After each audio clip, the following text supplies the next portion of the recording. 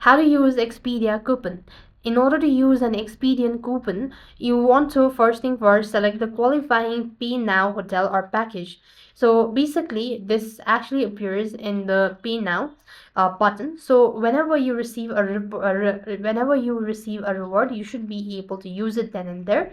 So what you need is first thing first, you want to open the Expedia app. You could choose a flight, hotels, or vacation package, and note that coupon often only works on a prepaid standalone hotels or specific package as well. And what you want to do is you just want to make sure to go ahead and select all these stuff. Once you're done making a reservation, you will be adding in a payment, right? So when checking out, you want to select Pay Now option, as a coupon generally do not work with Pay Later booking as well. So on the payment page, you want to look for user coupon, credit, or promotion code linked or filled, and you could type or paste a code and click apply and verify the discount is reflected in a total price before completing the purchase. And in Expedia app, you want to select coupon code or checkout page before confirming your purchase as well.